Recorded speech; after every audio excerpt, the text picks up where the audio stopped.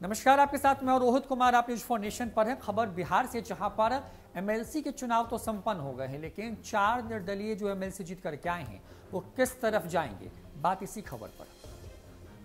बिहार में संपन्न हुए एमएलसी के चुनाव में 24 सीटों में 4 निर्दलियों ने इस बार अपनी जीत का परचम लहराया। इसमें से 3 आरजेडी और 1 जो है वो बीजेपी में थे, लेकिन उनका टिकट कट गया ऐन वक्त पर, लिहाजा उन्होंने निर्दलीय ताल ठोकी।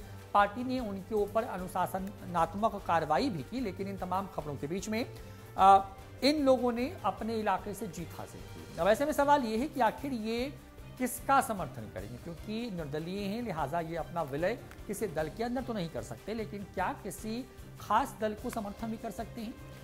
जाहिर तौर पर चर्चा तेज है, क्योंकि सबसे पहले इसकी शुरुआत जो है वो नवादा से जीत करके आए अशोक यादव ने की। अशोक यादव आरजेडी के विधायक नवादा से जो हैं विभा देवी, जिनके पति राजबल्लभ यादव एक मामले में जेल में बंद हैं, उनके भतीजे हैं और वो चुनाव लड़ना चाहते थे।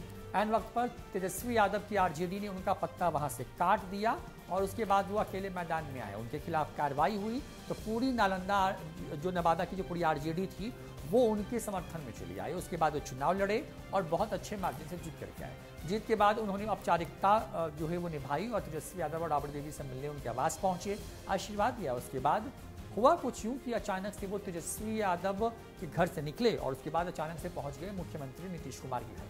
वहां पर से नीतीश कुमार ने उनके कंधे पर हाथ भी रखा। इन तमाम खबरों के बीच में चर्चा तेज हो गई कि क्या अशोक यादव जो हैं वो जदयू को समर्थन करने वाले हैं। जाहिर तौर पर क्योंकि अगर वो ऐसा करते हैं तो वहां पर उनके लिए एक बड़ा स्पेस बन जाएगा और आने वाले विधानसभा चुनाव में वो वहां से लीड दे सकते हैं। दूसरी तरफ बात करते हैं गुलाब यादव की। गुलाब यादव आरजेडी के से विधायक रह चुके हैं, चाहते थे कि उनकी पत्नी को जो मधुबनी सीट है वो मिले, लेकिन आरजेडी ने वहां पर भी उनका पत्ता काट दिया।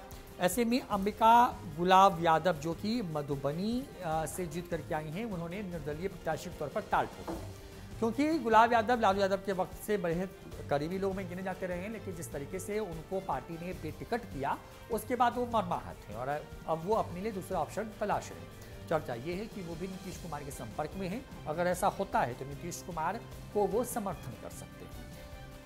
दूसरी तरफ अगर आगे बढ़ें तो नाम आता है पूर्वी चंपारण से आरजेडी के नेता रहे महेश्वर सिंह का। महेश्वर सिंह का भी टिकट ऐन वक्त पर काटा गया। उन्होंने वहां से ताल ठोकी, निर्दलीय प्रत्याशी के तौर पर वहां से जीत करके आए। अब ऐसे में वो क्या करेंगे, इस पर जो है सबकी नजरें बनी हुई हैं। ऐसे में हर ओर अब इस बात पर चर्चा कर रहा है कि आखिर जो महेश्वर सिंह हैं वो किस तरफ जाएंगे। अब जाहिर तौर पर जिधर भी जाएं उसकी ताकत बढ़ेगी, तो वहां पर बीजेपी और जदयू दोनों उनको अपने पाले में लाने की कोशिश कर रही है, यानी कि समर्थन चाह रही है उनका। लेकिन इन सब से अलग इन तीनों एमएलसी जो जीत करके आए हैं उससे ज्यादा चर्चा बिहार में इस वक्त फिलहाल किसी की चल रही है, तो वो है सच्चिदानंद राय। सारण सीट से जीत करके आए निर्दलीय प्रत्याशी के तौर पर। पहले बीजेपी से एमएलसी थी, लेकिन उनका टिकट कट गया। ऐसे में जिसको बीजेपी ने टिकट दिया वो 3 नंबर पर आए और वहां से एमएलसी बन करके आए सच्चिदानंद राय ने रिकॉर्ड मतों से जीत हासिल की। अब जाहिर तौर पर उनको मनाने की पूरी कोशिश हो रही है, क्योंकि अब बिहार बीजेपी ये दिख रही है कि बिहार का जो भूमिहार वोटर है वो पूरी तरीके से नाराज हो गया है और बोचहा में इसकी बानगी भी दिख जाएगी जब चुनाव के नतीजे आएंगे। क्योंकि चर्चा इसी बात की है कि भूमिहार वोटरों ने वहां पे या तो वोट डाला नहीं, और अगर वोट डाला भी तो वो बीजेपी के लिए तो बिल्कुल भी नहीं था। अब जाहिर तौर पर बीजेपी डैमेज कंट्रोल करने की कोशिश करी, क्योंकि सवर्ण वोटर उनके हाथ से रेत की तरह फिसलता जा रहा है। जाहिर तौर पर सच्चिदानंद राय को भी मनाने की कोशिश चल रही है। सूत्र बताते हैं कि उनकी बातचीत भी चल रही है।